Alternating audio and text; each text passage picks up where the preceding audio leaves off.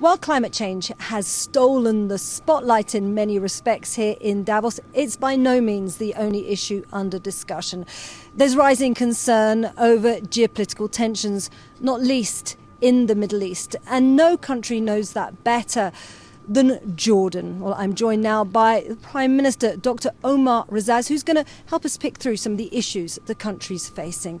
So Jordan is nestled in a region of volatility. You border Iraq, Israel, Syria. How does Jordan manage this? Thank you, Isabel. It is a tough neighborhood, but we have managed. Not only have we managed to reduce the effect, but we've proven to be politically and economically resilient, and we've been growing.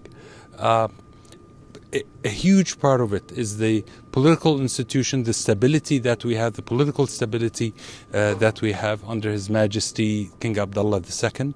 And we prepared a matrix, a 5-year matrix of actions that would allow us to minimize the negative effects and really use our youth to the best. We have very talented, highly skilled, educated youth, very high unemployment rates because we've just had a decade of refugees and crises and very high energy costs. So we do have a stock of problems, but we're moving in the right direction. In this matrix that we developed, we addressed issues of exports.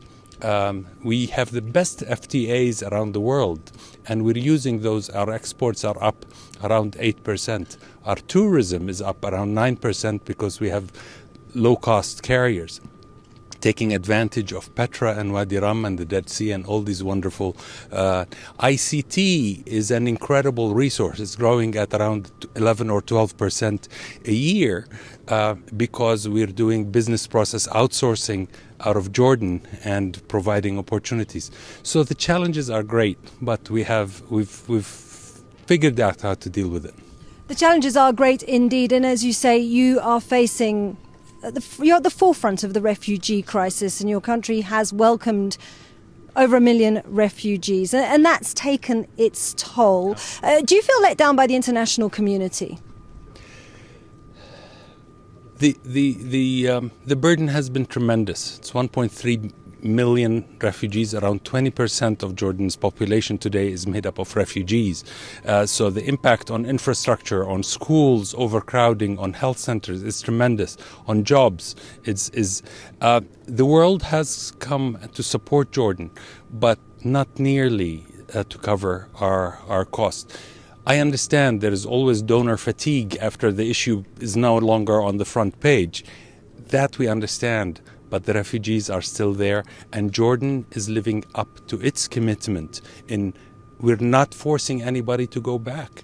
Out of 1.3 million, hardly 40,000 went back, and we don't want to be forcing women and children and young families to move back before security in Syria is completely guaranteed. So this is a global good. When this part of the world says we don't want refugees from other regions, we say, you have the right to do that, but then help countries in the region which are bearing the brunt of the cost. Help them make that functional and not hurt the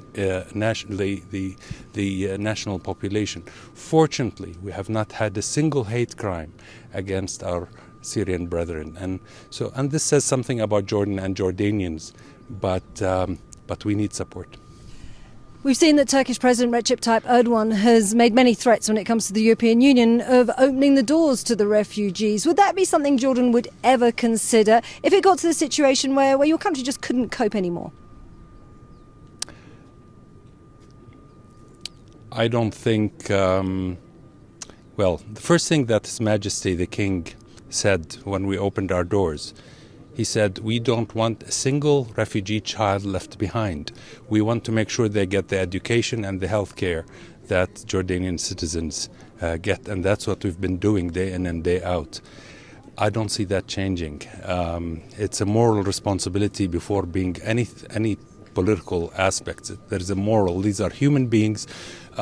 These are the future of the region. Syria is a neighboring country. They will rebuild Syria. We want them to be healthy, smart, educated, and participate in the rebuilding of Syria. The last thing we want is angry, frustrated, uneducated youth who will become victims for extremism in the future. This is in nobody's interest. Dr. Omar Razaz, Prime Minister of Jordan, thank you so much. Thank you, Isabel.